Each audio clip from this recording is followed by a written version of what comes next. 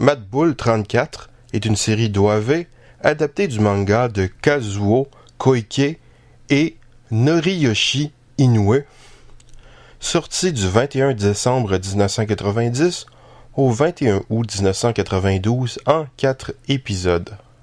Cette série est très fameuse au second degré pour son héros, un policier très violent qui, entre autres choses, cache des grenades dans ses culottes.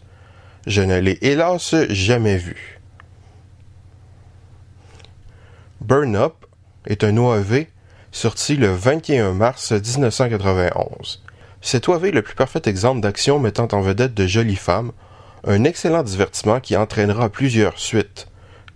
Burn Up W, en 4 épisodes du 10 avril 1996 au 26 septembre de la même année, cette suite se prend moins au sérieux, mais réussit tout de même à être plutôt amusant.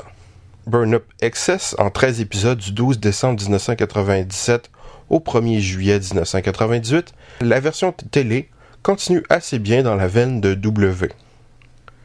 Burn Up Scramble, du 12 janvier 2004 au 29 mars, en 12 épisodes, une nouvelle version télé, il me semble moins bien réussie que la précédente, mais ça fait plusieurs années que j'ai vu tout ça.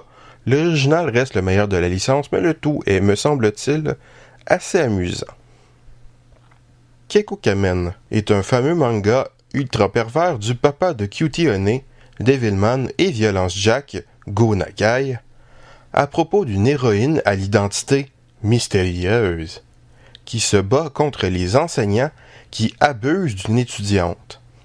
Elle se bat complètement nue, à l'exception de son masque, son foulard et ses bottes, accompagnée par son propre thème musical absolument hilarant, que dans la version manga, elle chante elle-même en arrivant.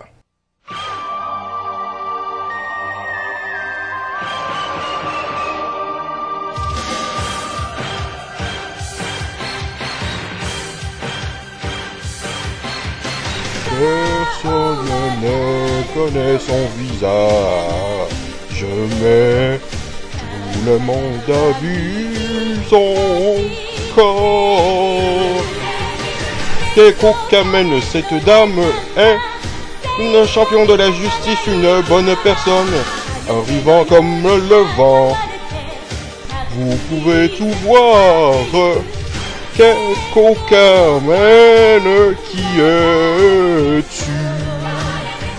Keiko Kamen, qui es-tu?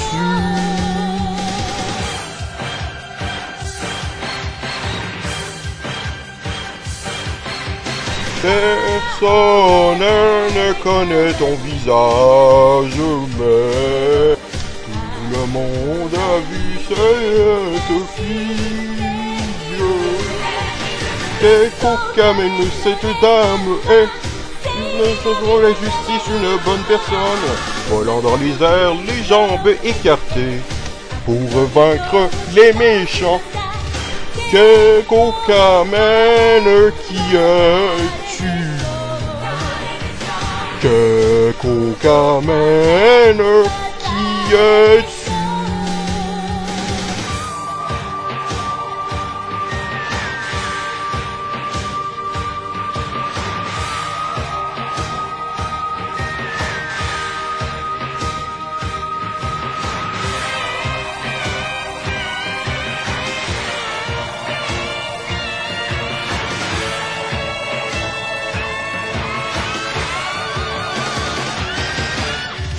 Personne ne connaît son visage, mais tout le monde a vu sa poitrine. Keiko Kamen, cette dame est un champion de la justice, une bonne personne. Nunchaku karaté, bâton de 6 pieds, les griffes du pied de Satan, préparez-vous. Keiko Kamen, qui es-tu? Keiko Kamen, qui es-tu?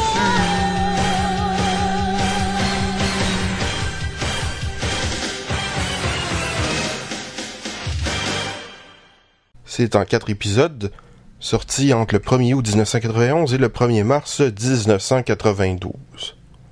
Cet animé hilarant, absolument à prendre au second degré, où Keiko Kamen devra combattre une dominatrice SM néo-nazie, un adepte de musculation, une androïde et un samouraï pervers.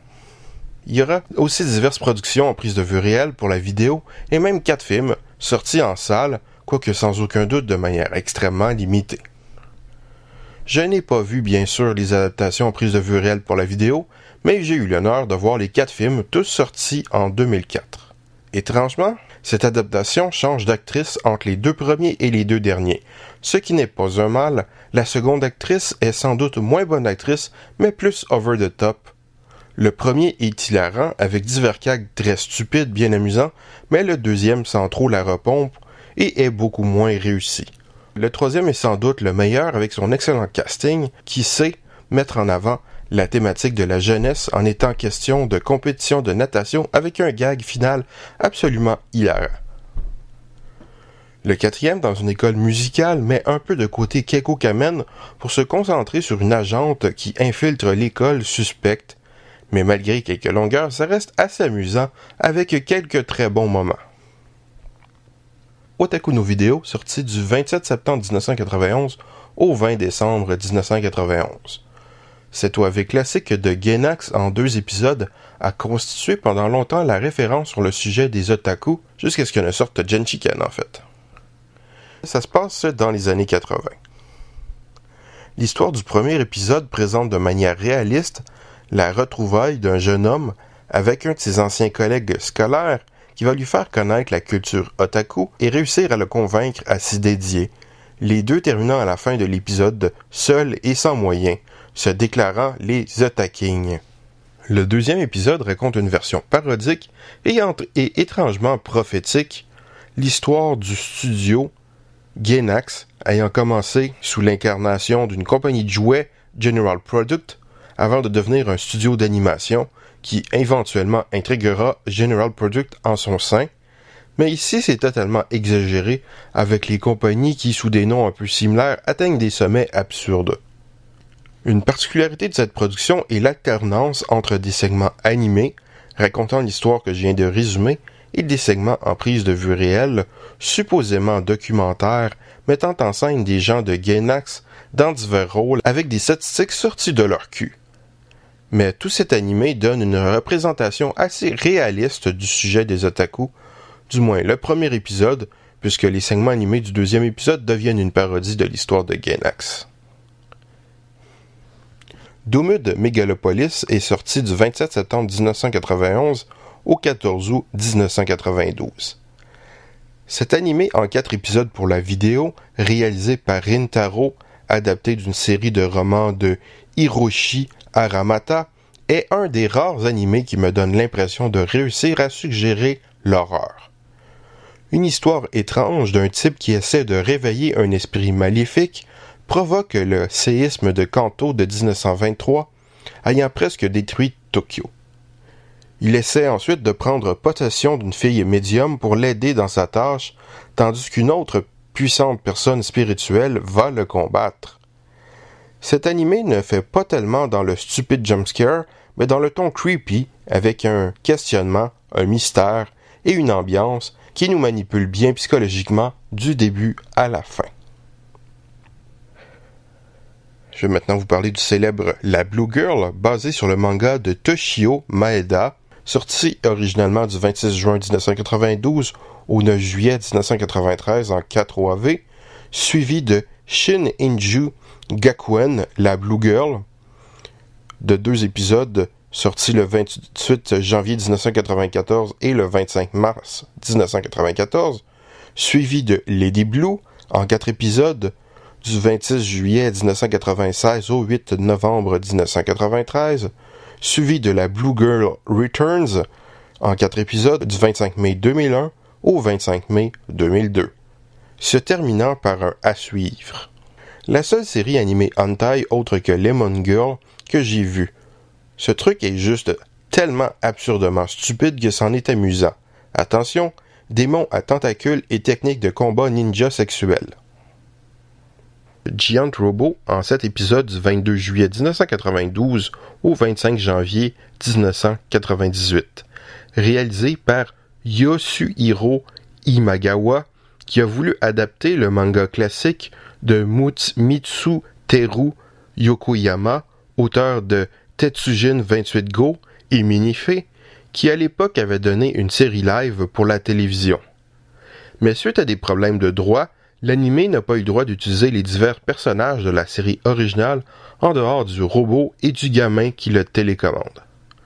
Heureusement, l'auteur leur a semble-t-il donné la permission d'utiliser ses autres personnages, ce qui transforme Giant Robot en immense crossover de toutes les créations de Mitsuteru Yokoyama. Cet animé est une véritable lettre d'amour envers le style rétro qui se trouve réactualisé un peu, avec un scénario peut-être un peu plus complexe et moins enfantin, et une animation plus moderne que ce qui se faisait à l'époque, mais tout de même ça reste très rétro. Mais c'est fait avec attitude, en rendant cool le rétro modernisé, qui donne envie d'essayer les mangas de Mitsuteru Yokoyama. C'est vraiment très beau visuellement. On ressent l'amour des créateurs. Par contre, on ressent aussi le manque de budget propre à l'époque. L'animation reste d'un bon niveau du début à la fin et le style reste réussi, mais le premier épisode sent clairement de loin celui qui a eu le plus de budget, il me semble. Et puis, ça a tout de même pris presque 5 ans pour produire 7 épisodes.